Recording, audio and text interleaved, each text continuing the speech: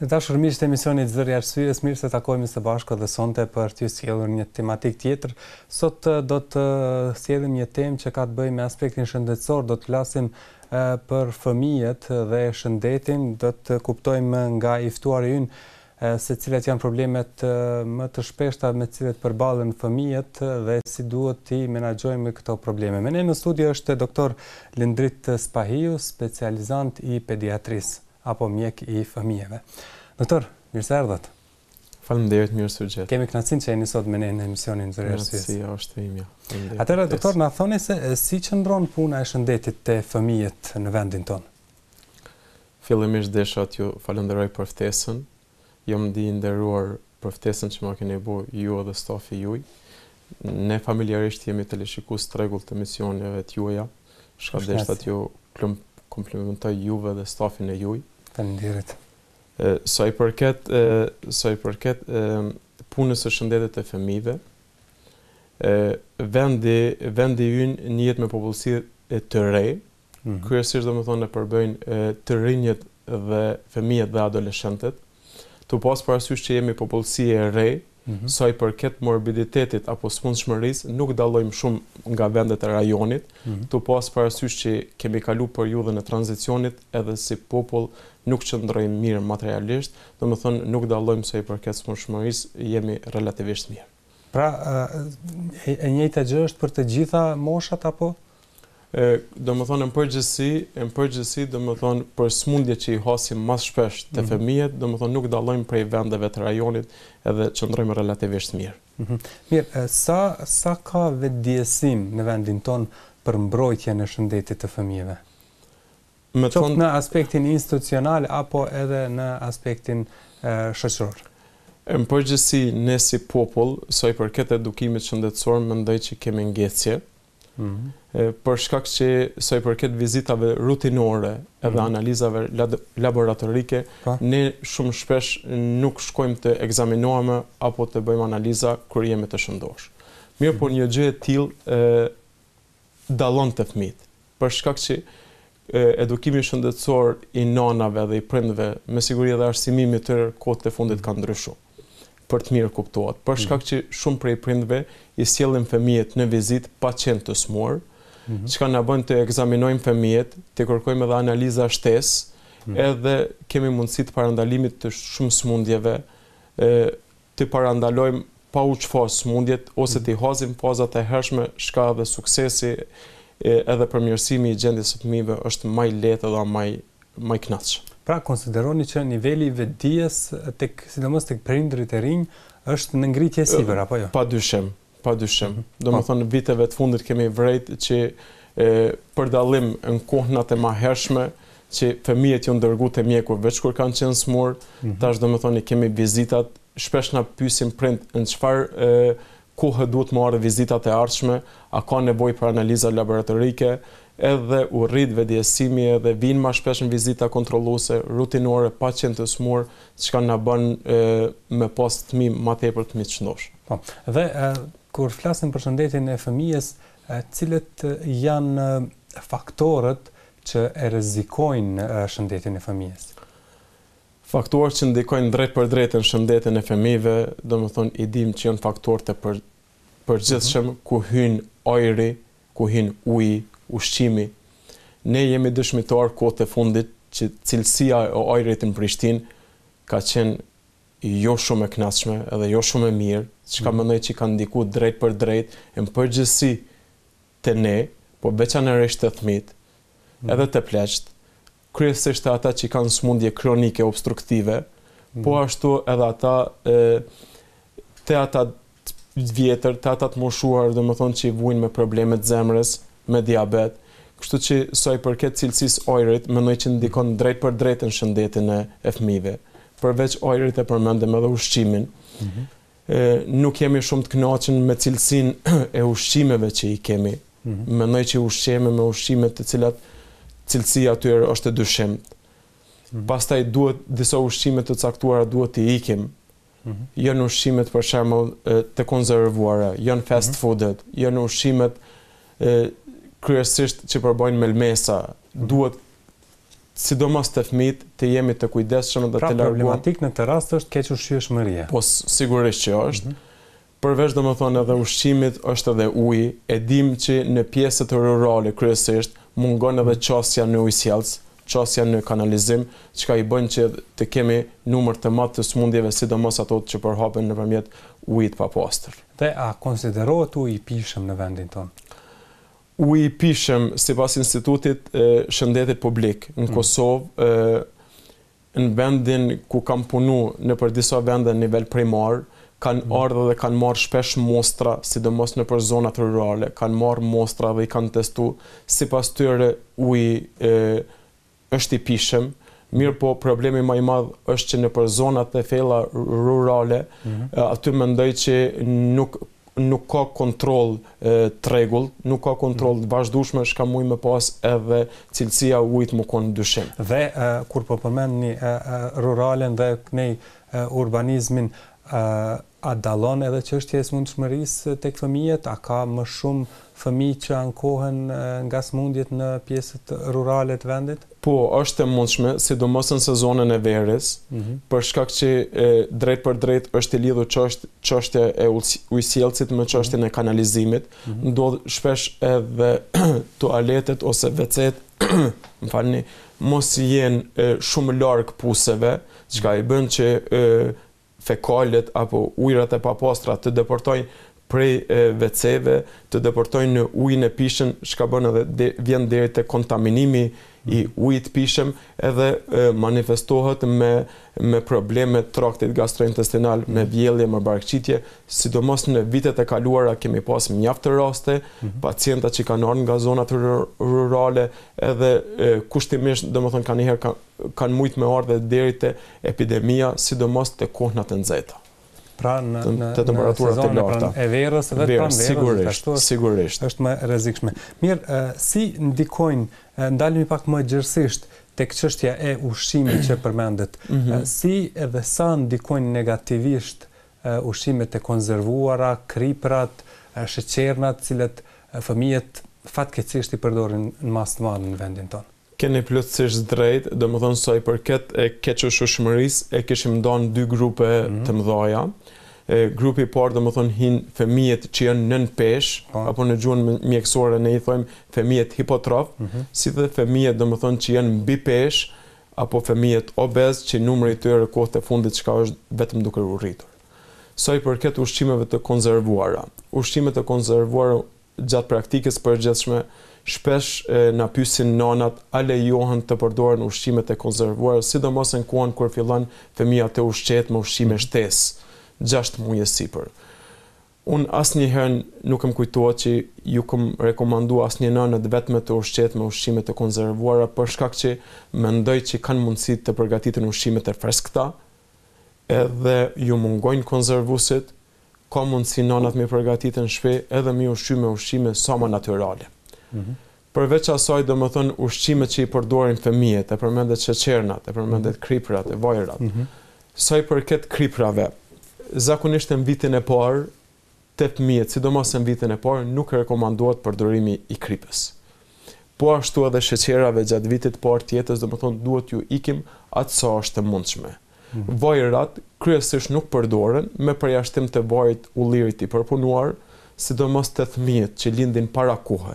Kanë nevojë edhe ushqehen me qumsht formule, kanë nevojë për numër më të madh kalorive. Atëherë qumshtit formul ju shtohet edhe vaj ulliri, kuptohet medicinal i përpunuar për rritjen e numrit kalorive. Pastaj gjatë ushqimit kur fillojnë fëmijët të ushqehen me ushqime të ngurta ose ushqime shtesë, janë edhe vajrat që shiten nëpër farmaci, shembull një prej tyre është vaji Rapsol, që përdoret plus 4 muaj e sipër, edhe ajo guxon të përdoret. Përndryshe vajnat e tjera, ushqimet e konservuara, kriprat, sheqernat duhet sa më shumë t'ju ikim, sidomos në vitin e parë të jetës, pas vitit parë duhet të ipen në formë të kontrolluar. Dhe sa janë bashkëpunues prindrit në këtë rast, sa i përmbahen këtyre këshillave tuaja? Shumica e prindve mendoj që derisa kanë zgjedhur mjekun, mendoj që i besojnë mjekut caktuar, në këtë rast domethënë edhe mua. Edhe në shumicën e rasteve mendoj që i përmbahen këshillave, mirë po ka nga njëherë ndrimi i gjeneratave. Për shembull, kanë në shtëpi nana, familjarë të tjerë, edhe shpesh ju rekomandojnë të rritin fëmijët në formën që i kanë rrit nanat tona. Absolutisht nuk është gabim, për shkak që ajo është përvojë jetësore e tyre, edhe duhet të mirët për bazë, mirë po shpesh nana pajtohen me ne, për shkak që ne kur ju shpjegojmë dy prindëve, edhe janë të kënaqur me këshillat, për shkak që mundohem të përcjellim udhëzuest e fundit për çështjet nutricionit, edhe mendoj që e bojmë bashkarisht, bashkë me prindrit, më të mirën e mundshme për fëmijët. Normalisht që përvojat janë shumë të rëndësishme në këtë drejtim, dhe nëse krahasojmë me të kaluarën dhe tani, ushqimet më herët kanë qenë më të shëndetshme, nuk kanë ekzistuar, por në mas të vogël janë përdorur sidomos këto të konservuara apo edhe ushqime tjera të cilët kanë përmbajtje të madhe të kriprave kështu me radhë. Mirë, doktor, e përmendët problematikën e nënpeshës edhe mbipeshës. Po përballen me këtë problem fëmijët në Kosovë, thatë mbipesha është duke u shkuar në rritje tek fëmijët. Çka e shkakton këtë? Mendoj që përdorimi edhe ushqimi i fëmijëve kur fëmijët marrin kalori më tepër se sa që është e nevojshme, atëherë ajo mundësia e harxhimit kalorive ditore për nevojat, qoftë për nevojat e brendshme të organizmit, për funksionim punës zemrës, mushkrive, organeve të tjera, qoftë për aktivitetin e përgjithshëm që e kanë fëmijët gjatë ditës, i të i kalon marrja kalorive, shpenzimin ditor, atëherë vjen deri te depozitimi i yndyrnave, shka bën që kur mirën në periudhë më gjatë kohore, shkaktojnë edhe rritje të peshës, edhe shka vjen edhe deri te mbipesha fëmijëve. Pra, që do thotë këtu te çështja e shëndetit, aktiviteti fizik është i rëndësishëm te fëmia, apo jo? Te fëmia mendoj mvaret nga mosha e fëmijës, janë dy faktorë. Një janë dhënia e kalorive shumë më tepër se sa që fëmia ka nevojë. Pra, përgjegjësi e prindit? Padyshim, po edhe aktivitetet fizike, për shembull, kanë mundësi të fëmijët që janë shkollor, mungojnë të pas parasysh që kohët e fundit fëmijët çdo ditë më tepër i përdorin, telefona celular, nuk është koha si kur kemi qenë ne gjeneratat e kaluar, kur kemi qenë fëmijë dhe kemi dale, kemi shpenzu, ato shka kemi konsumu, janë çdo ditë me pasiv, çdo ditë janë me telefona celular, me tableta, me laptopa, edhe çka i bën që mos të harxojnë kalori, marrja kalorive, mos shpenzimi tyre vjen deri te depozitimi i yndyrnave edhe deri te mbipesha. Çështja e nënpeshës? Çështja e nënpeshës, kemi fëmijë që janë nënpesh, përkundër nanave që i provojnë të gjitha metodat e mundshme për fëmijët me mrim pesh, fatkeqësisht kemi edhe me fëmijë nënpesh. Faktorë janë të ndryshëm. Kemi fëmijë që kohët e fundit diagnostikohen edhe me alergjin gluten apo alergjia në millin e bardh, çka numri i tyre është në rritje në Kosovë. Duhet të hulumtohen, duhet të bëhen testet e caktuara, edhe këta fëmijë kanë dietat e caktuara dhe duhen të largohen nga gluteni. Po ashtu ka fëmijë që nuk ushqehet sa duhet, i ka ushqimet e caktuara që i hanë gjatë ditës, çdo ditë ushqehet me të njëjtat ushqime, nuk kanë vlera kalorike, edhe nuk kanë ushqime tjera, përkundër prind insistojnë që marrjen e multivitaminave caktuara, i japin multivitamina, përmirësohet gjendja, prap kthehen në rutinën, i konsumojnë veç ushqime të caktuara, edhe ka fëmijë që kemi i hasim shpesh. Cila është këshilla juaj në këtë drejtim, drejtuar prindërve, kur fëmia nuk han atë që prindi i servon, por i përcakton vetë atë se çfarë do të haj gjatë rritjes së tij. A duhet të jenë prindrit më rigoroz në këtë drejtim? Të insistojnë që të hahet ushqimi sikurse u keni preferuar ju ta zënë? Mendimi im është që prindrit nuk duhet shumë të insistojnë në fëmijën, për shkak që kur fëmijës i ofrohet një ushqim i caktuar, zakonisht ky është problem më tepër i fëmijëve që i kanë të gjitha kushtet. Për shkak që i ofrohet një ushqim i caktuar, nuk e han, insistojnë prind, nuk han, ja bojnë një ushqim tjetër. Mendoj që fëmijët duhet t'ia përgatisin ushqimin, qyshen moshat e hershme duhet fëmia vetë të servohet ushqimi përpara, të insistohet që fëmia vetë fillon të ushqehet nga pak, të pavarësohet te çështja e ushqimit, kryesisht të shkohet te ushqimet që janë të shëndetshme. Dhe e përmendet prej 6 muaj e tutje, preferohet që fëmia të përballet me ushqimin pastaj të përditshëm. Çka preferohet këtu më shumë? Te ushqimet, domethënë 6 muaj e sipër që preferohen, domethënë janë kryesisht fillohet me pemë, me një pemë caktune, zakonisht një pemë nuk duhet pemë të përzihen, duhet të jepet një pemë e vetme, edhe ato në periudhën 3 ditore, për shkak që ka pemë caktuara që organizmi mund të reagojë në alergji. Mbas 3 ditë, domethënë pushohet një ditë, vazhdohet me një pemë tjetër, po ashtu 3 ditë, kur ato nuk japin alergji, mund edhe të kombinohen për shkak që fëmijëve. Kështu pra zbulohet edhe mundësia nëse me pas fëmia alergji caktune. Përveç domethënë pemëve, janë edhe drithrat që mund të fillohet me orës të blun, mund të fillohet domethënë me tërshër, janë ushqimet që janë të përgatitura të gatshme, janë të bluara, edhe ka disa prej tyre që e kanë qumshtin pluhur, tretën përgatiten vetëm me ujë, nuk janë as pak të dëmshme, është në rregull, nuk janë si ushqimet e konservuara që janë të gatshëm edhe që duhen t'i jepen fëmijës, domethënë këto janë të përpunuara, përgatiten në shtëpi, ato të tjera që nuk kanë qumsht pluhur përgatiten me qumsht edhe jepet fëmijës, domethënë këto janë zakonisht ushqimet e para që jepen të fëmijës. Edhe perime njëkohësisht apo jo? Pemet, perimet, drithrat, mas një periudhe domethënë mund të vazhdohet me produktet e qumshtit, me jogurtat e caktuar, mishtrat në periudhë pak më të vonshme, fillohet me mishin e pulës, mishin e qurës, pastaj me mishi i kuqëm në periudhë pak më të vonshme kështu me radhë. Po. Dhe kalojmë tani tek çështja e komplikimeve më të shpeshta tek fëmijët. Cilat janë, kur ndodhin? Problemi më i madh gjatë punës përditshme domethënë janë edhe komplikimet të fëmijët, për shkak që ne, po ashtu edhe fëmijët, smuremi shpesh kryesisht prej vjerozave të ndryshme, të cilat shpesh i kalojmë edhe pa terapi. Mirë po, problemi më i madh është kur vjen deri te komplikimet. Shembull, kemi një grip fëmia caktun, edhe për shkak të forcave imunitare dobësune, forcave mbrojtëse, mund të vinë deri te komplikimet, shembull te gripet, mund të vinë deri te bronkopneumonitë caktuara, ku preket indi mushkënore dhe rrugët e frymëmarrjes, manifestohen me temperatura të larta, me fëmia nuk ushqehet mirë, fillon me ram peshë, temperatura mund të ngritet lart.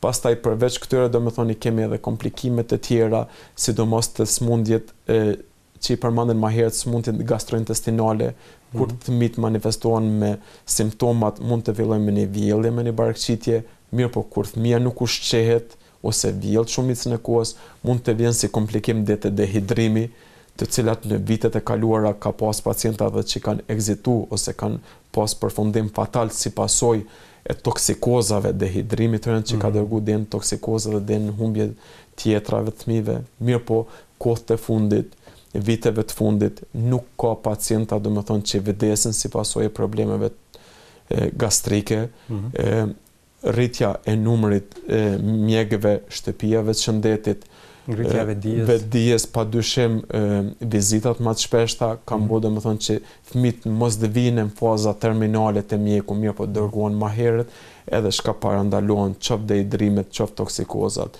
qoftë bronkopneumonitë, qoftë edhe smundjet e tjera. Dhe temë shumë e diskutuar gjithandej edhe në rrjetet sociale është problematika e ngritjes apo uljes së temperaturës së fëmijës. Si e shihni ju këtë problematikë?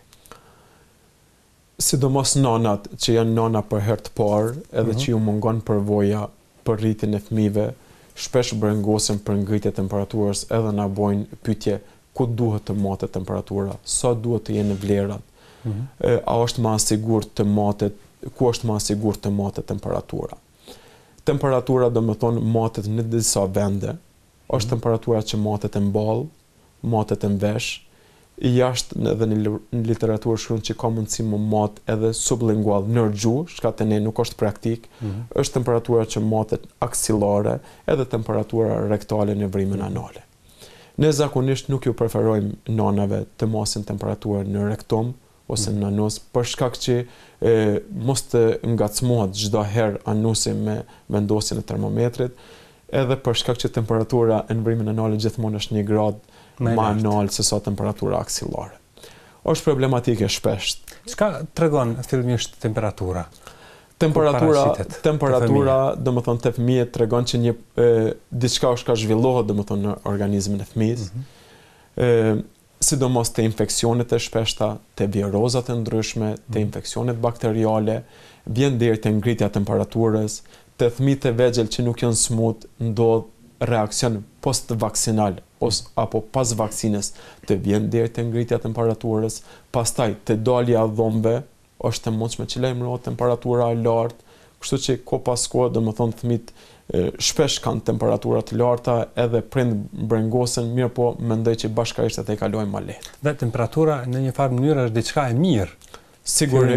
Sigurisht, domethënë kur ndonjë shkaktar, qoftë shkaktari viral, qoftë shkaktari bakterial, futet në organizëm, organizmi e njeh si të hujen, edhe tenton ta luftojë. Me ngritjen e temperaturës, domethënë është që organizmi o ka njeh një shkaktar që ka hi brenda në organizëm, edhe tenton ta luftojë edhe mos zhvillohet sëmundje e rëndë. Domethënë për këtë rast domethënë lajmërohet temperatura, ne duhet pasur durim, duhet edhe prindve ti rekomandojmë që të kenë durim, mos panikohen prind për shkak që ngritja e temperaturës është si thatë edhe jo diçka e mirë po ta marrim kontroll edhe mos në shkojnë në vlera të larta, shka mund të paraqiten edhe komplikimet caktuara. Si menaxhohet në këtë situatë kur temperatura pastaj kalon ato vlerat normale?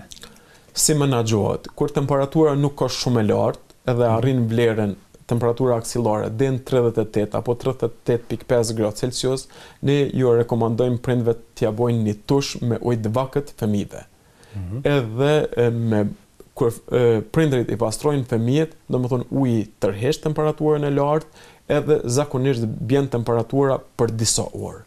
Tu pas parasysh janë edhe barnat, janë substancat antipiretike, të cilat fatmirësisht në tregun ton nuk dallojnë me tregje tjera, i kemi të gjitha format në treg, ka forma për fëmijët posalindur në formë pikave antipiretik, ka formë suposteve, ka në formë sirupeve të ndryshme, domethënë që ndikojnë në uljen e temperaturës. Mirë po, një këshill për teleshikuesit e juaj është që përdorimi i antipiretikëve, paracetamolli, ibuprofeni, diklofenaki, domethënë të jepet nëse temperatura shkon e lartë, nëse shkon temperatura 38, 38.5 deri në 39, të veprohet gjithsesi, mirë po të konsultohet edhe mjeku më i afërt për arsye që mundet mos me qenë infeksioni viral, mundet mos me qenë viroz që trajtohet vetëm me terapi simptomatike, mirë po mundet me qenë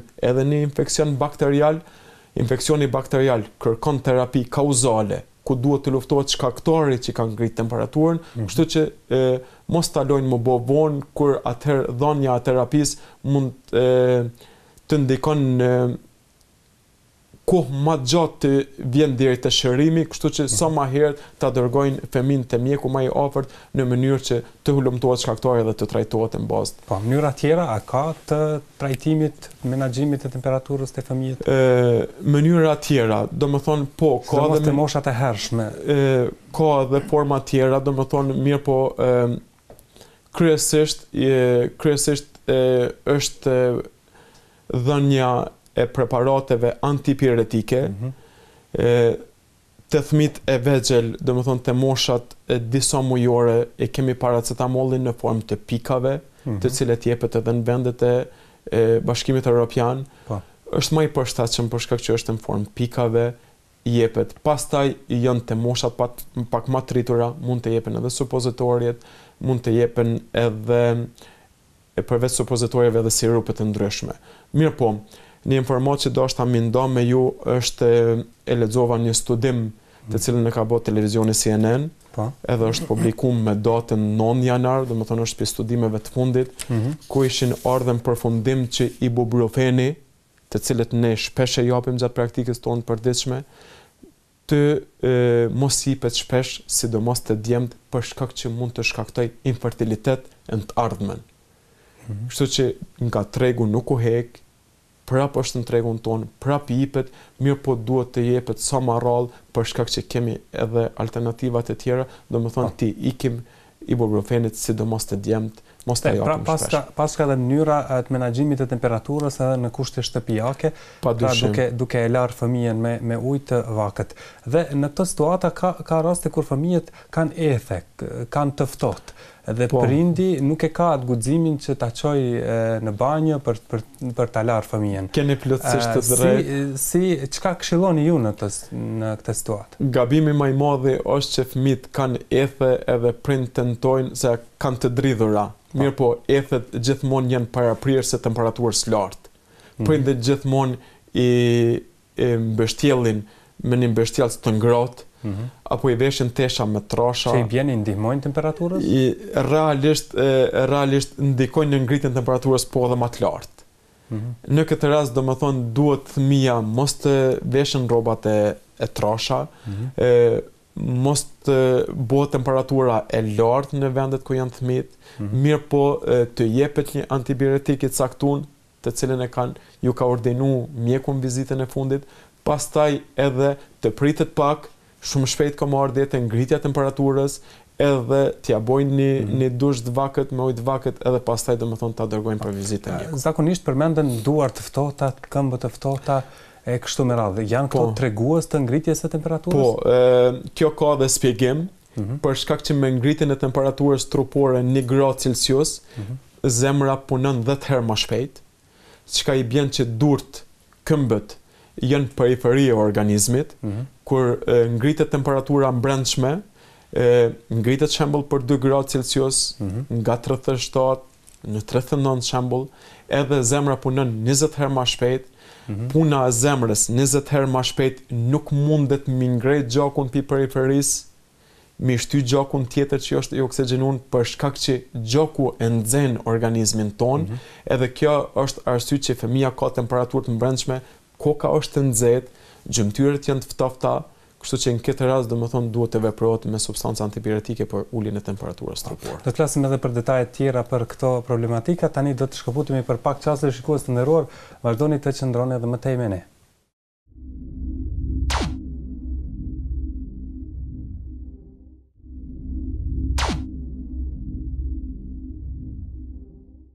Vazhdojmë tutje shikues të nderuar me mjekun në studio, me pediatrin, po flasim për problematikat shëndetësore të fëmijët. Ishim duke folur për çështjen e temperaturës. Doktor, e përmendët se si menaxhohet problemi i temperaturës së lartë. Por temperatura e ulët, a është shqetësuese? Sigurisht. Kur konsiderohet që është e ulët? Sigurisht edhe temperatura e ulët është shqetësuese. Bile nga njëherë është më shqetësuese se temperatura e lartë, për shkak që temperatura e lartë kemi ilaçet që i japim për ulje temperaturës, për dallim nga temperatura e ulët që nuk kemi ilaçe për ngritje temperaturës. Ndodh shpesh kur fëmijët, sidomos në moshat e hershme, vaksinohen, ndodh që mund të vjen te hipotermia apo te ulja e temperaturës, edhe zakonisht ne ju rekomandojmë nënave kur na thirrën dhe na thonë fëmia ka temperaturën e ulët, ka 35.5 gradë Celsius ose 36, fëmia ka të dridhura, atëherë në literaturë shkruan dikun që duhet të veprohet skin to skin, domethënë lëkurë për lëkurë, të zhveshet fëmia, të futet në lëkurën, në gjin, në barkun e nënës, edhe kontakti direkt lëkurës nënës me lëkurën e fëmijës, edhe mi mbulu me një mbulesë, e bën që temperaturat të përcillet të fëmija, edhe kështu zakonisht domethënë vjen deri te ngritja e temperaturës të fëmijët. Po. Skuqja e fytit, një tjetër problem. Problem mjaft i shpesht në praksën tonë. Mendoj që shumica e pacientëve që kërkojnë ndihmën e mjekut e kanë një problematik të tillë. Shkaktarët më të shpesht, domethënë të infeksioneve të fytit, janë shkaktarët bakterial, viroza të ndryshme.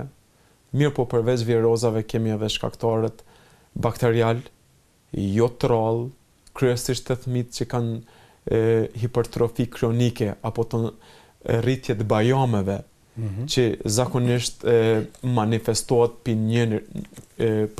manifestohet nëse njëri hulumtohet pak më gjatë, shihet që njëri nga të dy prind kur ka qenë fëmijë ka vujt nga problemet e fytit, ka pas tonzillit të shpeshta, infeksionet shpeshta, trajtimet shpeshta, shpesh manifestohet domethënë edhe te fëmijët. Çka më bën këto raste? A janë të shpeshta? Po sigurisht janë të shpeshta, mirë po duhet të veprohet kryesisht sidomos te virozat, për shkak që mendohet që deri 95% e shkaktarët mendohet që janë viral, sidomos në stinet e ftofta, duhet për shkak që përcjellja e shkaktarëve është më e shpeshtë, kur fëmijët apo edhe ne tritën që ndrojmë në ambiente të mbyllura, mungon aerosja, temperaturat e ngrohta, domethënë përcillet infeksionet shpesht, edhe ndodh që fëmijët po dhe triturit të kenë infeksione shpeshta, kryesisht me skuqje të fytit, me rrjedhje të hundëve, me inflamacion të veshit, me kollitje, të shtitje, çka janë simptomat shpeshta dhe kalojnë me terapi. Dhe si trajtohet kjo tek ju? Trajtimi domethënë te infeksionet virale, trajtimi është simptomatik, jepen kryesisht terapit e përmandëm edhe më herët, antipiretikët dhe analgjetikët, paracetamolli, ibuprofeni, diklofenaku, janë preparatet e kombinuara që jepen te gripet, pastaj përdoret terapit për kongestion nazal apo te rrjedhja e hundëve, jepen preparatet për përminol rrjedhjen e hundëve, miliru zgavrat e hundit, përdoret vitamina C, kryesisht kërkohet që fëmijët të pinë sa më shumë langje, të pushojnë edhe gradualisht domethënë kalojnë simptomat e tilla. Ka edhe terapi simptomatike, sprejat caktune që veprojnë edhe në fët, veprojnë lokalisht edhe kalon relativisht mirë. Jo, rallëherë dëgjojmë se ka ankesa që fëmijëve po u jepen antibiotikët. Sa jeni kritik ju në këtë drejtim? Trajtimi i fëmijëve në vitet e kaluara me antibiotik, sidomos për një skuqje të lehtë fytit, mendoj që rrethonat u dosh mi u përshtat rrethonave caktune, nuk kam pas shumë zgjidhje, nuk ke mujt mi diferencu a është infeksioni viral, a është infeksioni bakterial, edhe je du domethënë e ki jap, i ki trajtu me antibiotik. Mendoj që në ditët e sotme është gabim sidomos të infeksionet, thanë që janë shpeshta infeksionet e fytit, të një skuqje e fytit, qoftë një faringit, qoftë një tonzillit, të shkohet me njëherë me antibiotik. Pse të mos shkohet me antibiotik? Sot ju rrit mundësit të hulumtohet shkaktari. Janë disa forma kur ka mundësi domethënë të mirret një strisho e fytit, të dërgohet në laboratorët caktune, edhe mbillet edhe kçyret, domethënë pastaj rezultati është infeksion viral, kalon me terapi simptomatike, është infeksion bakterial, varësisht nga bakteria, trajtohet me antibiotikun e caktuar në ditët e caktuara dhe kalon pa problem. Është forma tjetër. Fëmia ka temperaturë. Ju ka ngrit temperatura 39-40 gradë Celsius. Nuk muj me prit 2 ditë për shkak që kultura e strishës fytit kërkon den 48 orë kohë. Nuk mujm 48 orë me prit. Çka më bën këto raste? Janë analizat laboratorike që punojnë prej gishtit. Bëhet një hemogram, bëhet një CRP, bëhet në çdo kohë, nuk është më rëndësia është fëmia i ushqyer apo i pa ushqyer. Është mëngjes apo mbrëmje. Mbrëmje. Bëhet në çdo kohë, rezultatet mirret më një herë, edhe parametrat hematologjik na japin dhëna infeksioni është infeksioni viral apo është infeksion bakterial. Unë mendoj që në kohët e sotme nuk duhet mungut të japim antibiotik, për shkak që antibiotik që i kemi sot janë antibiotik që kanë qenë edhe para do dite, nuk janë të zbulu antibiotik të ri, edhe ka me ardhë një kohë që nëse ne abuzojmë antibiotik, ka me ardhë deri te rezistenca antimikrobike, kur pacienti ka nevojë për një antibiotik caktun, mirë po për shkak që i ka përdor shpesh me ose pa nevojë, mundet edhe antibiotiki caktun mos t'i kryj punë, edhe të vjen deri te komplikimet që i përmendëm edhe më herët. Po. Dhe këtu diskutohet shpesh komunikimi i pediatrit me prindrit. A ka komunikim të shëndosh? A ka hapësirë për të komunikuar më shumë? Me thonë drejtën... Nëse i dëgjojmë mjekët, thonë se prindi po kërkon diçka më të shpejt që të shërohet fëmia dhe në këtë rast antibiotiku e kryen atë rolin e shpejt të shërimit. Derisa prindrit thonë mjeku po insiston që të marrim antibiotik. normalisht që ne nuk kërkojmë nga ju që ta drejtoni gishtin, a ka mjeku apo nga prindi, kush është fajtori, por si vlerësoni ju këto situata? Mendoj që për një rezultat, kur flas për rezultat, përmendoj për një shëndet mirë të fëmijës, duhet mos më mungu komunikimi midis prindërve edhe mjekut. Sot ka mjek mjaft, Kosova është në përvendet ndryshme të botës janë të shku mjekt nga Kosova, kështu që mjek nuk ka pas asnjëherë më shumë se sa që ka sot.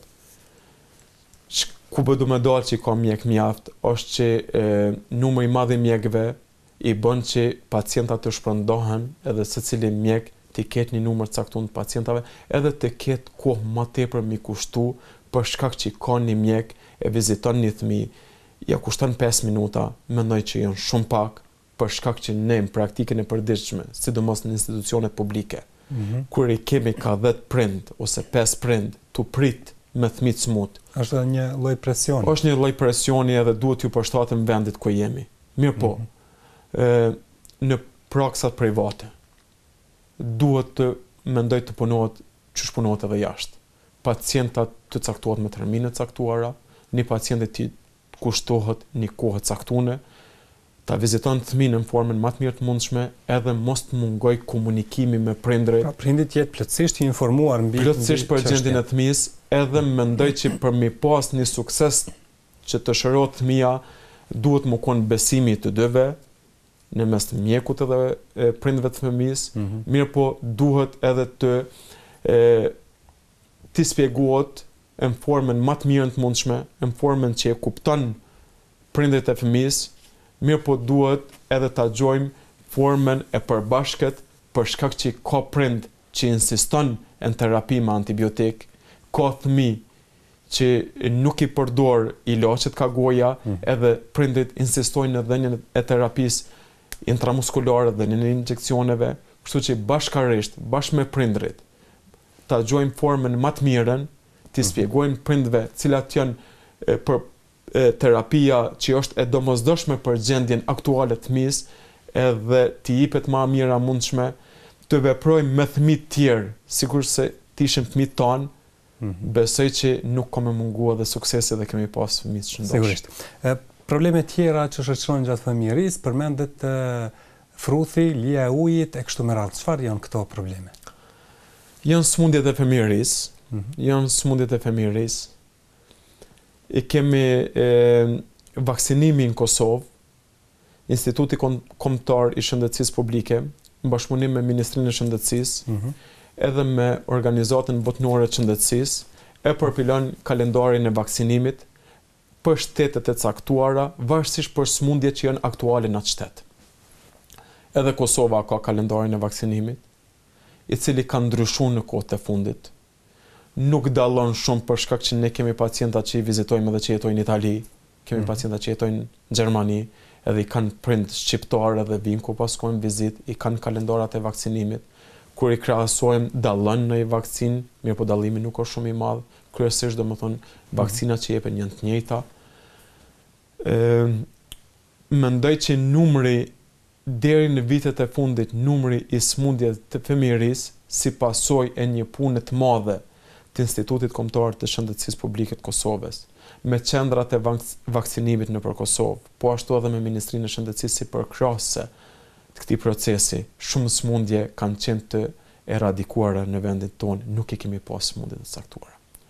Fatkeqësisht, sidomos vitin e fundit, apo viteve të fundit, u kriju te prindit një frikë që vakcinat e caktuara, sidomos jemi duke biseduar për vaksinën që e ka pas kohën që jepet në periudhën 1 vjeçare, është vakcina e MMR-s, ku hin edhe morbilli apo fruthi. Prindit kanë filluar të friksohen për shkak që kjo vakcinë gjaja kishte përshkaktoi autizmin. Shka nuk është absolutisht e vërtet.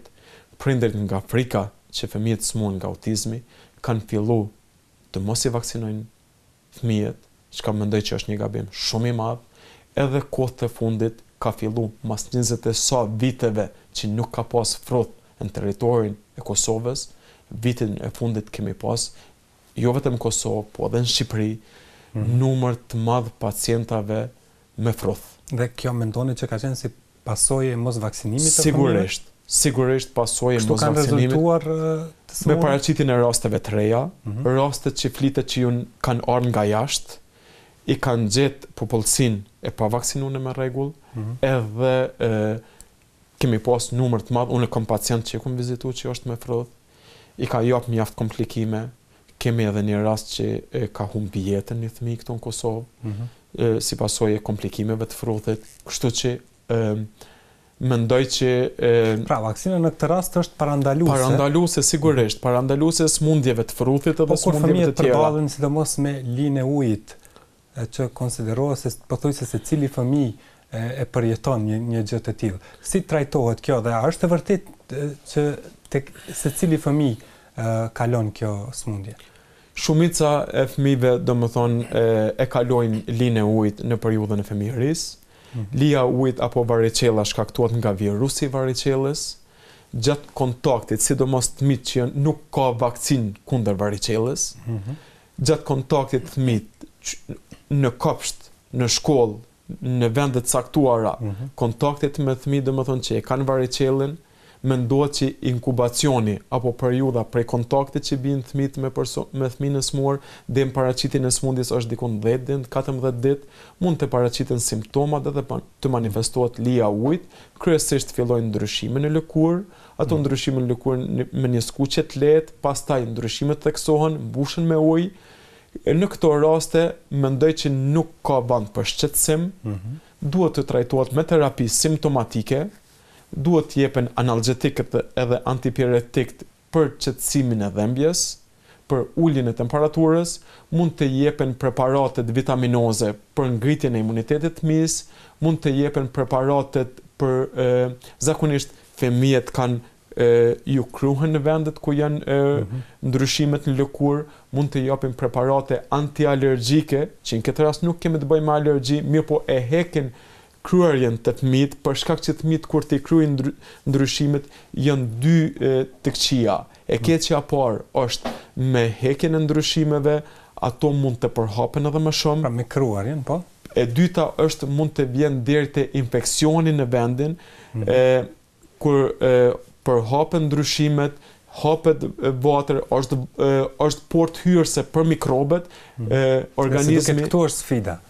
Këtu është problemi. Këtu është problemi për shkak që fëmijët i kryejnë shumë, hapen disa vatra që janë si portë hyrëse, imuniteti i fëmijës mund të bjen pasojë e virusit varicellës, edhe mund të vi deri te superinfeksioni bakterial që na shpesh e hasim, temperatura deri në 40, fëmijët shqetësuar, nuk ushqehen mirë, me skuqje të fytit, me rrjedhje të hundëve, fëmijët të irrituar, atëherë domethënë në këto raste duhet të ekzaminohen në formën laboratorike që biseduam më herët, edhe nëse veç e kemi edhe infeksionin bakterial duhet të luftohet edhe shkaktari bakterial.